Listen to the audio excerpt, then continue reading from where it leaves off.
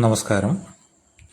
ശ്രീമദ് ഭഗവത്ഗീത 5-ാം അധ്യായം കർമ്മ സന്യാസ യോഗം.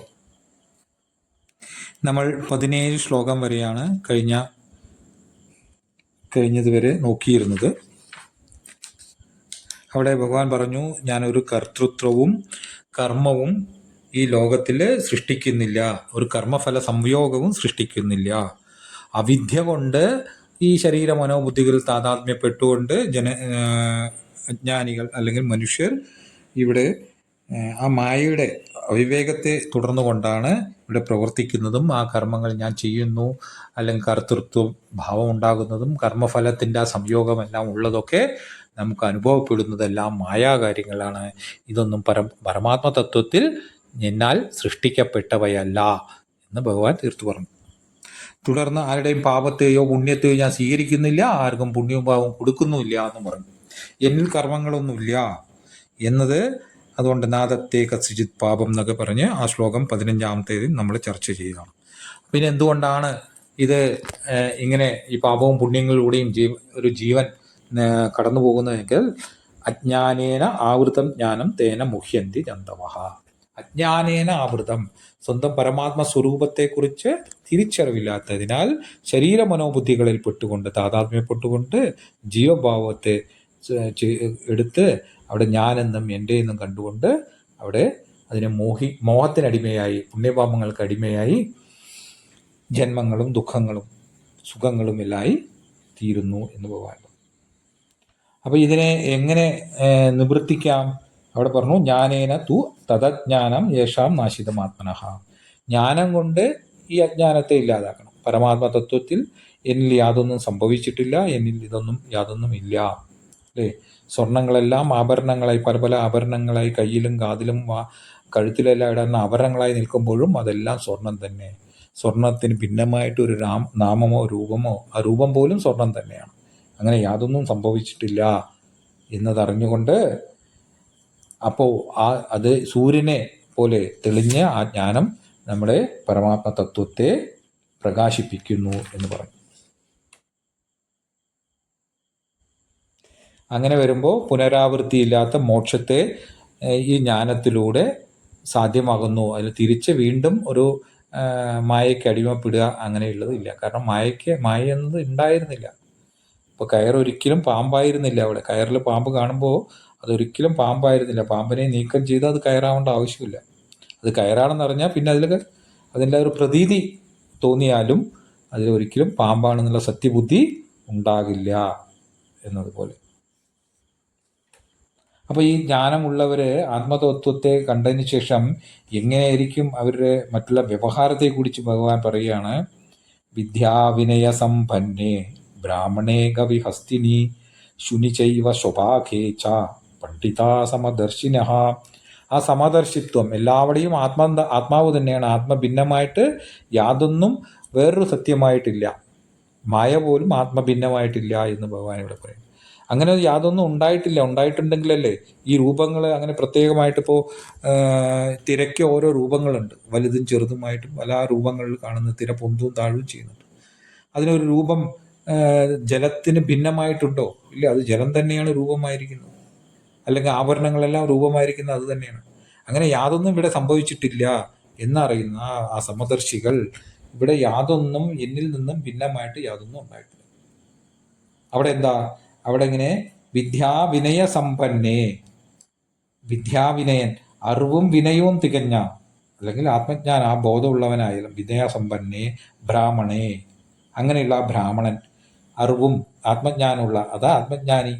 ആത്മജ്ഞാനമുള്ള ബ്രാഹ്മണനിലും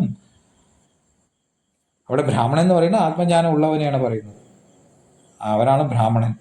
അപ്പോൾ ആ വിദ്യാവിനയ സമ്പന്നേ ബ്രാഹ്മണേ ഗവി ഹസ്തിനി. ഗവി എന്ന് പറഞ്ഞാൽ പശു. ഹസ്തിനി പശുവിലും, അതുപോലെ ഹസ്തിനി ആനയിലും, ശുനി പട്ടി നായയിൽ, അതും ച ഏവ ശോഭാഗേച്ഛ. ശോഭാഗേച്ഛ ഏവ ശോഭാഗം. ഇനിയിപ്പോൾ നായയെ മാത്രമല്ല, നായയെ തിന്നുന്ന ചണ്ടാളന്മാരായാലും അവരിലെല്ലാം പണ്ഡിതാഹ സമദർശിനഃ, പണ്ഡിതന്മാർ ആത്മതത്വത്തെ ബോധിച്ചവർ അങ്ങനെയുള്ള സമദർശത്തെ സമമായ ബ്രഹ്മത്തെ തന്നെ കാണും. ഇവിടെ ബ്രഹ്മമല്ലാതെ മറ്റൊന്നുമില്ല. അപ്പോൾ നമ്മൾ സ്വപ്നം കാണുമ്പോൾ അവിടെ ഒരു മനസ്സ് തന്നെയാണ് പലതായി നിൽക്കുന്നത്. അല്ലാണ്ട് നമ്മുടെ സ്വപ്നത്തിലേക്ക് വേറൊരാളും കടന്നു പറ്റില്ല. ഒരു നായയോ പുലിയോ ഒരു നമ്മുടെ ശരീരമോ വേറൊന്നും, നമ്മളവിടെ ശരീരമായിട്ടാണല്ലോ നിൽക്കുന്നത്. ഒരു ഇതേപോലെ തന്നെ ഒരു ശരീരമായിട്ട് സ്വീകരിച്ചു. അതൊന്നും വേറൊന്നും പുറത്തുനിന്ന് വന്നതല്ല. അല്ലെങ്കിൽ അവിടെയുള്ള കാടും വീടും കുടുംബവും അതൊന്നും പുറത്തുനിന്ന് വന്നതല്ല. ആ മനസ്സ് തന്നെയാണ് പലതായി നിൽക്കുന്നത്. അവിടെ നിൽക്കുമ്പോൾ ആ മനസ്സാണ് എല്ലാം നിന്നിരുന്നത് എന്ന് ഉണർന്ന ശേഷമാണ് ഒരുവൻ അറിയുന്നത്. അത് നിൽക്കുമ്പോൾ അതും പലരും പലതായി കാണുന്നു. ഇവിടെ ആ നാനാത്വത്തെ കാണുന്നുണ്ട്. ഇവിടെ എല്ലാ നാനാത്വത്വങ്ങളെ അറിയാതിരിക്കുന്നതല്ല. ഇവിടെയും ഈ ജാഗ്രതത്തിലും ഈ നാനാത്വം ആ സ്വപ്നം പോലെ തന്നെ ഇതെല്ലാം ഇവിടെയുണ്ട്. പക്ഷേ ഇതൊന്നും ആത്മഭിന്നമായിട്ടില്ല. അതാണ് സമദർശനം പറയുന്നത്. അല്ലാണ്ട് എല്ലാം പുകയായി പോകുന്നതല്ല. അല്ലെങ്കിൽ സത്യമായിട്ടുള്ള ഈ ദ്വൈതത്തിൻ്റെ നിഷേധമല്ല അദ്വൈതം. അദ്വൈതം എന്നത് ദ്വൈതം നിഷേധമല്ല, ഈ ദ്വൈതത്തെ ബാധിക്കുന്നതാണ്. നാശവും ബാധയും തമ്മിൽ വ്യത്യാസമുണ്ട്. നശിക്കുക പറഞ്ഞാൽ ഇല്ലാതാവുക, ബാധിക്കപ്പെടുക പറഞ്ഞു കഴിഞ്ഞാൽ ഇപ്പം നമ്മൾ കയറിൽ പാമ്പിനെ കണ്ടു, അത് പാമ്പല്ല എന്നതറിഞ്ഞു, അപ്പോൾ അത് ബാധിക്കപ്പെട്ടു. പിന്നെ അവിടെ പാമ്പ് എന്നുള്ളതില്ല, ബാധിച്ചില്ല, അവിടെ കയറാണെന്നുള്ളത് അറിഞ്ഞു.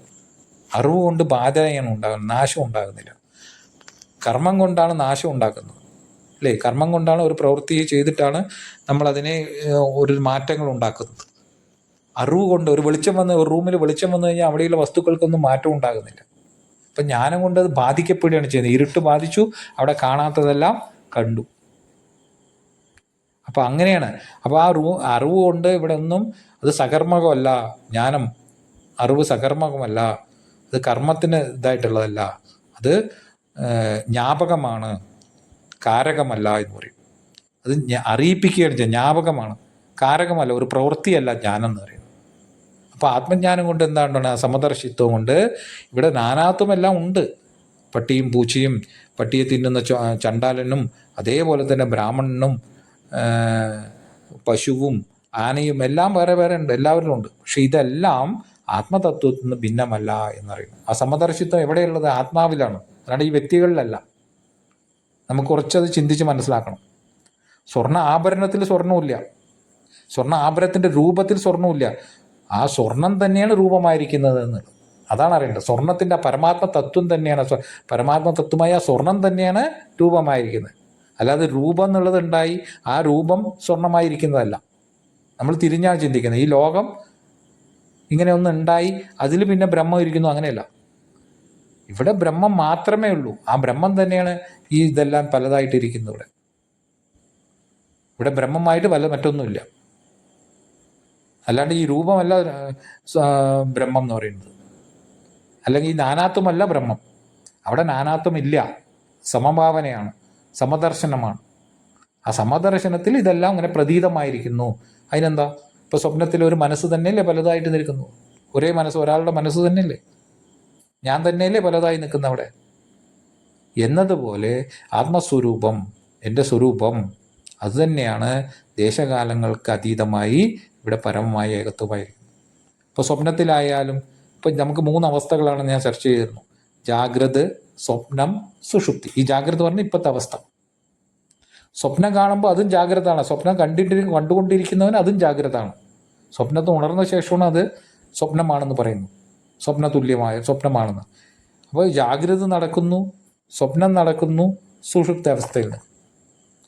അപ്പോൾ ദേശങ്ങളും കാലങ്ങളും ഒക്കെ എവിടെയുള്ളത്? ഈ ജാഗ്രത അനുഭവത്തിലും അതേപോലെ സ്വപ്നത്തിൽ നടന്നുകൊണ്ടിരിക്കുമ്പോൾ ആ സ്വപ്നത്തിനും അവിടെയും ആ സത്യബുദ്ധിയുണ്ട്. ഏതിന്? സമയത്തിനും സത്യബുദ്ധിയുണ്ട്, അവിടുത്തെ ദേശങ്ങൾക്കും, അല്ലേ?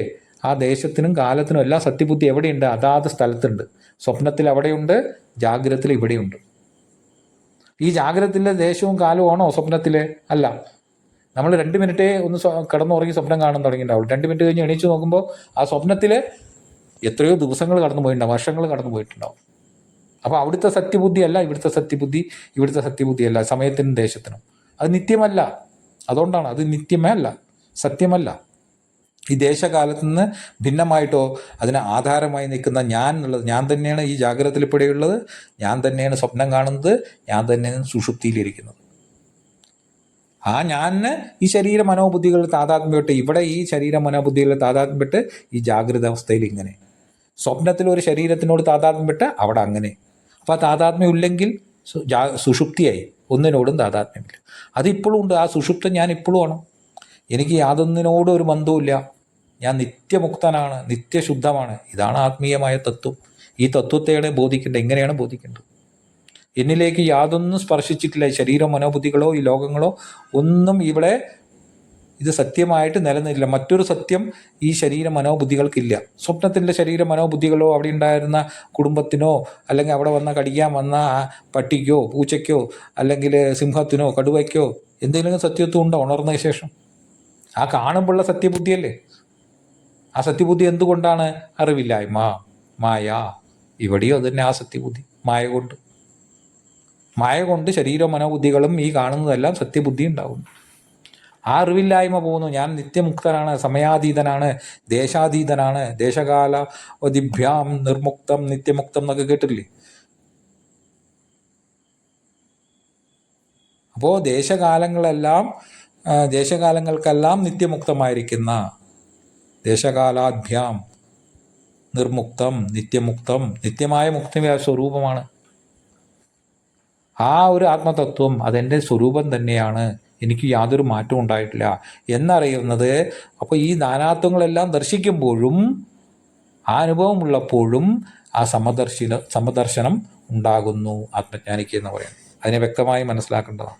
ആ സമദർശനം പറഞ്ഞു കഴിഞ്ഞാൽ ഇപ്പോൾ പാമ്പിലും പട്ടിയിലും പൂച്ചയിലും ആനയിലൊക്കെ ഒരു സമദർശനം എന്ന് പറഞ്ഞു കഴിഞ്ഞാൽ ആനയ്ക്ക് മുന്നിൽ ഈ ശരീരം കൊണ്ട് പോയി നിൽക്കാൻ പറ്റുമോ? ഞാനും ഒന്ന് അവനും ഒന്ന്. ഒരു ഗുരു പറഞ്ഞു എല്ലാം ഒന്നാണെന്ന്. അപ്പോൾ ഒരു ശിഷ്യൻ എന്ത് ചെയ്തു? റോട്ടിൽ നടക്കുമ്പോൾ ആന വരുന്നു. നമ്മുടെ ഗുരു പറഞ്ഞിട്ടുണ്ട് എല്ലാവരും ഒന്നാണ്, സമദർശനമാണ്. ഞാനും ബ്രഹ്മാവ്, ഞാനും ബ്രഹ്മം, വരുന്ന ആനയും ബ്രഹ്മം. അവനെ അടിച്ച് അവിടെ ഒന്നും മാറാതെ അവിടെ നിന്നു. ആന വഴി വന്നു പോകുമ്പോൾ ഇവനെ എന്ത് ചെയ്തു? തുമ്പിക്കായിട്ട് ഒരു തട്ട് തട്ടി എന്തരിച്ച് അതാ കിടക്കുന്നു. വേഗം ഓടി വന്നു ഭഗവാന്റെ അടുത്ത്. ഭഗവാനെ, നിങ്ങളല്ലേ പറഞ്ഞ എല്ലാം സമദർശനം കാണണം, എല്ലാവരെയും സമമായി കാണണം. ഞാൻ സമമായിട്ടാണ് കണ്ട. ആനയും ബ്രഹ്മം, ഞാനും ബ്രഹ്മം. പക്ഷെ ആന എന്നെ ചവിട്ടിയിട്ടല്ലോ, തട്ടിയിട്ടല്ലോ. അപ്പോഴുള്ള പൊട്ട, നീയെ ഞാൻ പറഞ്ഞപ്പോൾ അവിടെ ആനപ്പുറത്ത് ഒരുവൻ ഉണ്ടായിരുന്നല്ലോ, പാപ്പാൻ, അതും ബ്രഹ്മമല്ലേ? മാറടാന്ന് അവിടെ പറയുന്നുണ്ടായിരുന്നല്ലോ. അപ്പം നീ എന്താ അത് കേട്ടില്ല? ഇതാണ് നമ്മുടെ സമദർശനത്വം. നമ്മുടെ സമദർശനം എന്ന് പറഞ്ഞ് നമ്മൾ മനസ്സിലാക്കി തരുമ്പോൾ നമ്മൾ ഈ വ്യവഹാരത്തിലാണ് സമദർശനം കാണുന്നത്.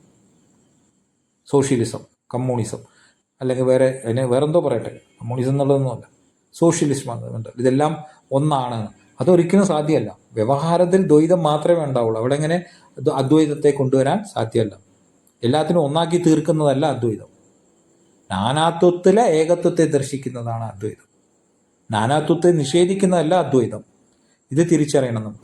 എല്ലാം പുകയായി ആ ദ്വൈതമായി തീരും, വേറൊന്നും യാതൊന്നും ഉണ്ടാകില്ല എന്നതില്ല. അതൊക്കെ കർമ്മം കൊണ്ടാണ് ചെയ്യുന്നത്.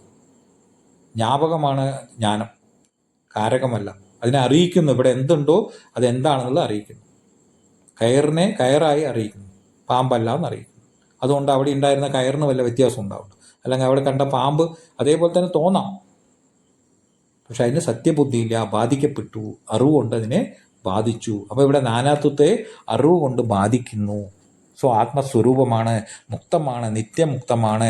ദേശകാലങ്ങളിലൊന്നും ബന്ധപ്പെടാതെ ഈ ജാഗ്രത സ്വപ്ന സുഷുപ്തികൾക്കെല്ലാം സാക്ഷീഭൂതമായ ആത്മസ്വരൂപമാണ് ഞാൻ എന്ന് സ്വയം തിരിച്ചറിയുന്നു. അവിടെ യാതൊന്നിനോടും ഒരു ബന്ധമില്ല, പരമാർത്ഥത്തിൽ യാതൊന്നിനോടും ഒരു ബന്ധമില്ല. അങ്ങനെയാണ് സമദർശനം. അപ്പോൾ അവിടെ എന്താണ്? ബ്രാഹ്മണനായിക്കോട്ടെ, ചണ്ടാളനായിക്കോട്ടെ, പട്ടിയെ തിന്നുന്ന ചണ്ടാളനായിക്കോട്ടെ, അല്ലെങ്കിൽ ആത്മജ്ഞാനമുള്ള വിദ്വാനായ ബ്രാഹ്മണനിലായിക്കോട്ടെ. അവിടെ ബ്രാഹ്മണൻ എന്ന് പറയുന്നത് നമ്മുടെ കുലങ്ങളിലുള്ള ബ്രാഹ്മണനല്ല, മറിച്ച് അവിടുത്തെ ആ ബ്രാഹ്മണൻ എന്നുള്ള ശബ്ദം ആത്മജ്ഞാനി, ശങ്കരാചാര്യർ കൂടി ആ രീതിയിലാണ് ഭാഷയും. ആത്മജ്ഞാനി എന്നുള്ള അറിവുള്ള, അതുകൊണ്ടല്ലേ പറഞ്ഞത് വിദ്യാ വിനയ സമ്പന്നേ.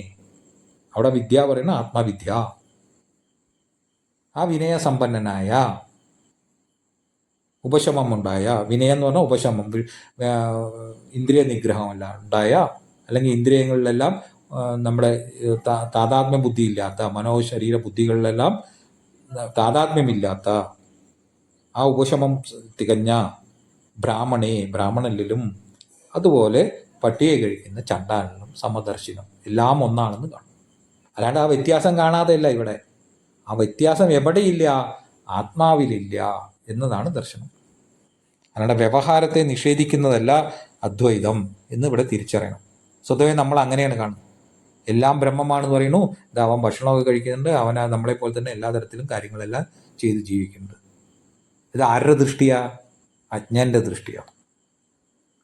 അതെന്ത് പറഞ്ഞാലും അറിയില്ല. അറിവ് മാത്രം മതിയോ? അറിവ് കൊണ്ട് കർമ്മം നന്നാവണ്ടേ, അല്ലെങ്കിൽ അവർ അങ്ങനെ ആവണ്ടേ? നമ്മളൊരു ഫ്രെയിമിലാക്കാൻ നോക്കുന്നു. അവരെ ആത്മാവിനെ ഫ്രെയിമിലാക്കാൻ നോക്കുകയാണ്. ആത്മാവിനെ ശരീര മനോബുദ്ധികൾ കൊണ്ടുവന്നിട്ട് ആ ആത്മാവിൻ്റെ ഗുണങ്ങളൊക്കെ നമ്മൾ ഉണ്ടാക്കിയെടുക്കും. ആത്മാവിന് ആ ഗുണങ്ങളൊക്കെ അവനിൽ ഉണ്ടാക്കണം. അവൻ്റെ ശരീര മനോബുദ്ധികളിൽ, അവൻ്റെ പ്രവൃത്തിയിൽ, അവൻ്റെ വ്യവഹാരത്തിൽ കാണണം. അതല്ല, അതായത് ഈ കണ്ണടച്ച് ഉറങ്ങുക, എന്നിട്ട് ഉണർന്നവൻ്റെ ഗുണങ്ങളെല്ലാം ആ ഉറക്കത്തിലുള്ളവന് കൊണ്ടുവരിക. ഉറക്കത്തിൽ ഒരുവൻ ഉണ്ടല്ലോ, അപ്പോൾ അവനിലേക്ക്, അവൻ്റെ ശരീര മനോബുദ്ധികൾക്ക് ഉണർന്നവൻ്റെ ഗുണം കൊണ്ടുവരിക സാധ്യമാണോ? ഒരിക്കലും സാധ്യമല്ല. അവൻ ഉണരില്ലേ? അപ്പോൾ ഉണരുമ്പോഴല്ലേ അത് ആ ഭാവത്തിൽ അറിയാൻ പറ്റുള്ളൂ. അവൻ ആ ഉണർന്നവന് പിന്നെ ആ ഉറക്കത്തിലുള്ള ശരീരം ഉണ്ടോ? സ്വപ്നത്തിലുള്ള ശരീരം ഉണ്ടോ? അവന് താതാത്മ്യം ഉണ്ടോ? ഇല്ല. എന്നിട്ട് അവനെ അതേപോലെയൊക്കെ നമ്മൾ ഈ ശരീരത്തിലേക്ക് ആത്മാവിനെ കൊണ്ടുവരുന്നു. ഈശ്വര തത്വത്തെ നമ്മൾ ശരീര മനോബുദ്ധികൾ കൊണ്ടുവന്ന് നമ്മളൊരു ഫ്രെയിമിൽ അവൻ്റെ ഗുണങ്ങൾ, അവൻ്റെ ജീവിത രീതിയെ കണ്ടിട്ട് നമ്മൾ അതിനെ വിലയിരുത്തും. അത് ആരാണ് ചെയ്യുന്നത്? അറിവില്ലാത്തവൻ, അജ്ഞാനി. അത് തിരിച്ചറിവില്ല. അത് അറിയുമ്പോഴേ, ഇത് ശരിയായി ചിന്തിച്ച് അറിയുമ്പോഴേ നമ്മൾ ആ ഒരു തത്വജ്ഞനെ പോലും ഒരു തത്വജ്ഞനെ മനസ്സിലാക്കാൻ സാധ്യമല്ലോ എന്നതാണ് സത്യം. അത് ആന്തരികമായിട്ടുള്ള അവരുടെ എന്താ പറയുക, അത് മനസ്സിൻ്റെ നിലയല്ല തത്വബോധം എന്ന് പറയുന്നത്. മനസ്സിൻ്റെയോ അല്ലെങ്കിൽ ഈ ഉപാധികളായ മനസ്സ്, ബുദ്ധി, ശരീരം, ഇതിൻ്റെയൊന്നും പ്രവൃത്തിയോ നിവൃത്തിയോ അവരുടെ കർമ്മങ്ങളോ ഇതൊന്നും കണ്ടിട്ടല്ല ആത്മബോധമുള്ളവനാണെന്നും. കാരണം ഇതൊന്നും അവന് ഇല്ല. അവനില്ലാതിരിക്കേ ഇതെല്ലാം സമമായി ദർശിക്കുന്ന അവനില്ല. ആത്മാവല്ലേ മറ്റൊന്നും ഇല്ലാതിരിക്കേ അവനെ എങ്ങനെ ഇതിലേക്ക് പെടുത്തി നമ്മൾ കാണും? അത് കാണുന്നവൻ്റെ ദൃഷ്ടിയല്ലേ? അജ്ഞാന ദൃഷ്ടിയാണ്, പരദൃഷ്ടിയാണ്. എന്നിട്ട് നമ്മൾ ഗുരുവിനെ തേടി നടക്കുകയാണ്. നമ്മളെ ശിഷ്യനാവാനല്ല ശ്രമിക്കുന്നത്. ഇപ്പോൾ ഭഗവത്ഗീത പറയുന്നു, ഭഗവത്ഗീത കേൾക്കാനല്ല, ആര് പറയുന്നു എന്നുള്ളതാണ് കേൾക്കുന്നത്. അവനെന്താണ്, അതിനുള്ള യോഗ്യതയുണ്ടോ പറയുന്ന ആൾക്ക്? അവൻ താടിയും മുടിയും വളർത്തിയ ഒരു സന്യാസിയാണെങ്കിൽ ചിലക്ക് കേൾക്കാൻ നിറയെ ആൾക്കാരും ഉണ്ടാവും. വേറൊന്നുണ്ടല്ലോ പറയുന്നത്. അതൊക്കെ എത്രയായാലും നമ്മുടെ ആ ചെറിയ മനസ്സിനെയാണ് ഞാൻ പറയുന്നത്. നമ്മളെന്താ വെച്ചാൽ നമ്മുടെ ആ ചെറിയ മനസ്സ്, നമ്മളെ ശിഷ്യഭാവമില്ല. ശിഷ്യഭാവം ഉണ്ടെങ്കിൽ നമുക്ക് ആരുടെ കേൾക്കാം, എന്ത് വേണിച്ചാലും മനസ്സിലാവും. നമ്മുടെ യുക്തിക്ക് ഒരു യുക്തിയുക്തമായിട്ടുള്ള ഒരു ചെറിയ കുട്ടിയാണ് പറയുന്നത്, അതല്ല യുക്തിയുക്തമല്ലാത്ത ഒരു ബ്രഹ്മാവാണ് പറയുന്നത് പോലും നമ്മളത് കേൾക്കരുത്. ബ്രഹ്മാവിൻ്റെ കേൾക്കരുത്. കുട്ടികൾ യുക്തിയുക്തമായി പറയുന്നത് അതാണ് കേൾക്കേണ്ടത്. എന്നതുപോലെ ഇവിടെ ഗുരുവിനെയാണ് നമ്മൾ തേടി നടക്കുന്നത്. ആ ഗുരുവിനെ നമ്മൾ ശിഷ്യനാവാൻ ശ്രമിച്ചിട്ടില്ല. ശിഷ്യൻ്റെ ഗുണങ്ങളൊന്നും. ഒരു ശിഷ്യനെ എങ്ങനെ ഗുരുവിനെ മനസ്സിലാക്കാൻ പറ്റും? സാധിക്കുകയാണ്. പിന്നെ അവിടെ ശിഷ്യനല്ലാതായി തീർന്നില്ലേ? പിന്നെ പഠിക്കേണ്ട ആവശ്യമില്ലല്ലോ. പക്ഷെ നമ്മൾ ശ്രമിക്കുന്നത് പല ഗുരുക്കന്മാരെ തേടി പല രീതിയിൽ നമ്മൾ തേടി നടക്കുകയാണ്. അറിവുള്ളവരെയും കഴിവുള്ളവരും അവിടുന്ന് ഇവിടുന്നും ഒക്കെ. എന്നിട്ട് എവിടുന്നെങ്കിലും വല്ലതും കിട്ടുന്നുണ്ടോ? അതിനുള്ള ഗുണം നമുക്കില്ല അല്ലേ? കടലിൽ പോയാലും നക്കിയേ കുടിക്കുള്ളൂ എന്നുള്ള ആ ഒരു പഴഞ്ചൊല്ലില്ലേ? അപ്പോൾ ആ രീതിയാണ് നമുക്ക് അറിവിനോടുള്ള ആ ഒരു നമ്മുടെ ആ സ്വീകരിക്കാനുള്ള മനസ്സിൻ്റെ നിലയല്ല, മറിച്ച് നമ്മളെല്ലാം കണ്ണ് ബാഹ്യദൃഷ്ടിയാണ്, പുറമേക്കാണ്. അതുപോലെയാണ് നമ്മളൊരു തത്വജ്ഞനെയും കാണുന്നത്. ആ സമദർശിയായ ഒരു തത്വജ്ഞനെ കാണുന്നത് അജ്ഞാന ദർശനത്തിലൂടെ, അജ്ഞാന ദൃഷ്ടിയാണ്. അതിലൂടെ നമ്മൾ അവനെ വിലയിരുത്തും. ജ്ഞാനം കൊണ്ടൊക്കെ എന്താണ് കാര്യം എന്നൊക്കെ പറയുന്നത് അതുകൊണ്ടാണ്. ജ്ഞാനം കൊണ്ടാണ് സർവജ്ഞാനേ പരിസമാപ്യതേ, ശങ്കരൻ പറയുന്നത് അതുകൊണ്ടാണ്. ആ ജ്ഞാനമാണ് ആ തത്വം. സ്വയം ആത്മസ്വരൂപം ജ്ഞാനമായിരിക്കുന്നു, അറിവായിരിക്കുന്നു. സത്ത്, ചിത്ത്. ആ സത്ത് പറഞ്ഞാൽ ഉണ്മ, ചിത്ത് പറഞ്ഞാൽ അറിവ്, ജ്ഞാനം. രണ്ടും അറിഞ്ഞുകൊണ്ടല്ലേ ഇരിക്കുന്നത്. എല്ലാം ഉണ്ട് എന്നല്ലേ ഇരിക്കുന്നത്. എല്ലാം ഉണ്മയായിട്ട്, ഇല്ലാത്തവിടെ യാതൊന്നുമില്ല, എല്ലാം ഉള്ളതായ സത്യം മാത്രം അല്ലേ? സ്വർണം മാത്രം ഉണ്ട് എന്നുള്ള അറിവല്ലേ? എല്ലാ രൂപങ്ങളും എല്ലാ ആഭരണങ്ങളും സ്വർണം മാത്രമാണ് ഉണ്മ. ആ അറിവാണ്. അത് അറിവ് എന്നുള്ളത് ഉണ്മയും രണ്ടും വേറെ വേറെ അല്ല. അതാണ് സത്ത്, ചിത്ത്, ആനന്ദം. സച്ചിദാനന്ദ രൂപോഹം അഹമേവാഹം അവ്യയ എന്ന് പറയും. ഞാൻ തന്നെയാണ് അവ്യയമായ ആ സത്ത്, ചിത്ത. അതിനൊരു ക്ഷയമില്ല, നിത്യമാണ്. അതുകൊണ്ട് തന്നെ അവ്യയമാണ്. അങ്ങനെ ഒരു പണ്ഡിതൻ സമദർശനായിരിക്കുന്നു. അവനെയാണ് സ്വഭാഗേച്ച പണ്ഡിത സമദർശിനഹ എന്ന് പറയുന്നത്. അവൻ സമദർശിനെയാണ്. അങ്ങനെയുള്ള ശീലമുള്ളവനാണ് സമദർശിനൻ എന്ന് പറയുന്നത്. അടുത്ത ശ്ലോകം നമുക്ക് അടുത്ത ചെറു വീഡിയോയിൽ നോക്കാം. നമസ്കാരം.